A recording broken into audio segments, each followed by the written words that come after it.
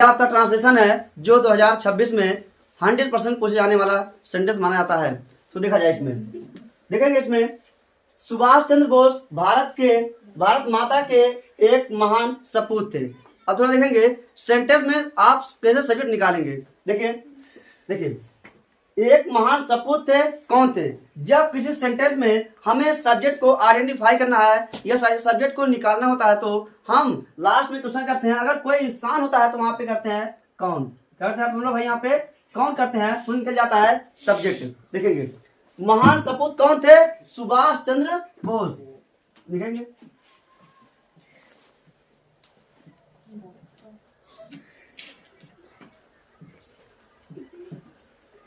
देखिए थोड़ा हम देखेंगे ये टेंस हमारा कौन सा है? पास्ट इंडेफिनिट टेंस है और सिंपल पास्ट इंडेफिनिट टेंस है। इसमें हमारा सक्रिया वाज और वेयर का प्रयोग हम लोग करते हैं। जो यहाँ पे अगर कर्ता है वचन है तो वाज और बहुवचन है तो वेयर का हम लोग प्रयोग करते हैं। तो देखेंगे इसमें लास्ट में क्या है?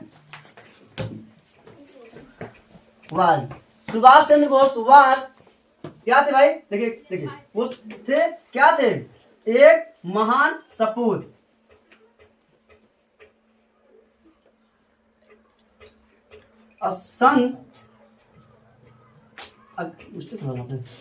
A great son,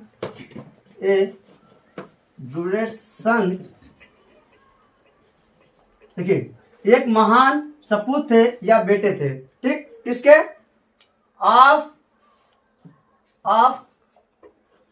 the mother India, of the mother India. जान लीजिए ये भारत माता किसी देश का नाम जा रहा है, इसलिए हम लिखेंगे इसे कैपिटल में। तो the mother India, full stop, ठीक? इसमें अगला देखेंगे उन्हें नेताजी नाम से जाना जाता है। देखिए ये क्या है? जाना जाता है, इसका मतलब किसी के द्वारा ही जाने जाएंगे, इसलिए सेंटेंस आपका है पैसिव वॉइस। अरे सेंटेंस पैसिव वॉइस है तो इसे हम पैसिव वॉइस की तरह बनाएंगे। ये देखिए ही टेंस कौन सा है? Present indefinite tense.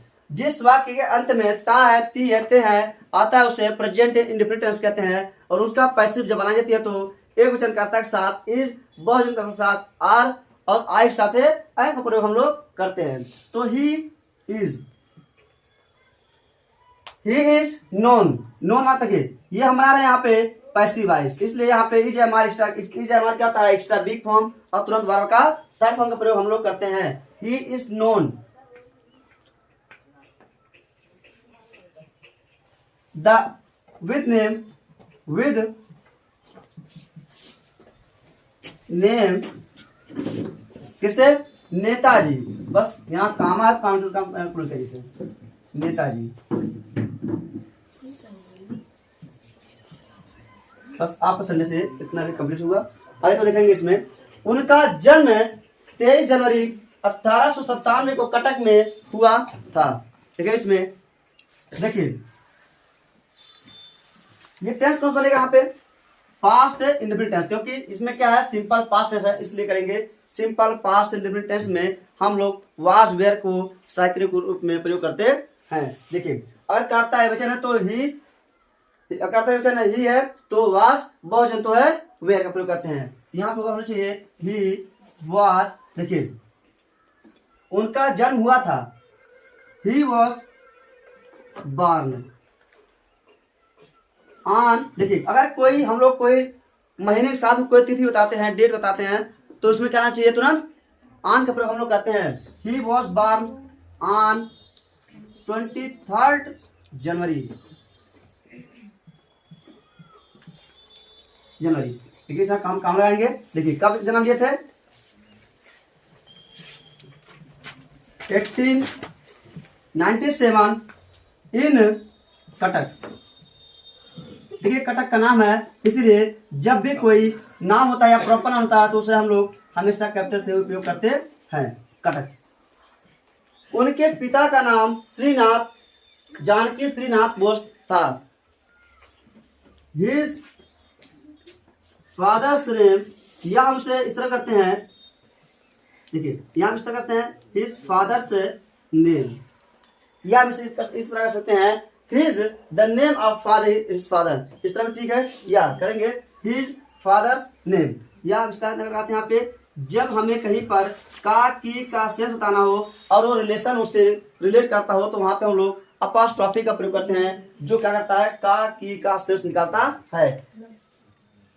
His father's name, his father's name, देखिए ये टेंस कौन सा है, सिंपल पास्ट इंडेफिनिट। अगर यहाँ पे सिंपल पास्ट इंडेफिनिट तो हम यहाँ पे वाज वेयर का प्रयोग करते हैं। देखिए पिताजी उनके एक ही थे, इसलिए यहाँ पे वाज आना चाहिए, क्योंकि कर्ता एक वचन तो एक वचन कर्ता साथ क्या आता है, was. His father's name was Shri,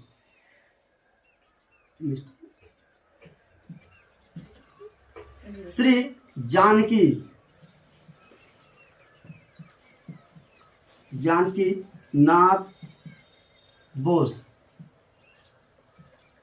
जान लीजिए जब भी किसी इंसान का नाम हो या कोई प्रॉपर नाउन का प्रयोग हम लोग करते हैं तो उन्हें हम हमेशा कैपिटल से ही प्रयोग करते हैं। आगे देखा जाए, वह भारत को ब्रिटिश शासन से मुक्त कराना चाहते थे।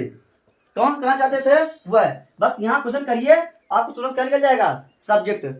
मुक्त कराना चाहते थे कौन, वह कौन थे, सुभाष चंद्र बोस। ही टेंस कौन सा है, जिस वाक्य के अंत में ता थी ता था ती थी ते थे आ ई ए आयो से पास्ट इंडेफिनिट टेंस मानते हैं। अब पास्ट इंडेफिनिट टेंस में हम लोग वर्ब के सेकंड फॉर्म का प्रयोग करते हैं। बस देखेंगे, वांट माने चाहना, यहाँ तो वांट माने चाहना होता है, यहाँ करेंगे यहाँ पे वांटेड। ही वांटेड, वो चाहते थे, क्या चाहते थे, make, he wanted to make, he wanted to make India, देखिए he wanted to make, वो चाहते थे किसे, भारत को मुक्त कराना। देखिए he wanted to make India free, किससे, ब्रिटिश में इंडिया फ्री, किससे, ब्रिटिश के शासन से, ब्रिटिश के रूल से, from the rule of British. ठीक है, यहाँ पे जो ब्रिटिश है अपने आप में प्रॉपर नाउन है। अब जब भी हम प्रॉपर नाउन का प्रयोग करते हैं तो उसे कैपिटल से प्रयोग करेंगे ताकि ये पता चले कि नाउन कौन सा हुआ है।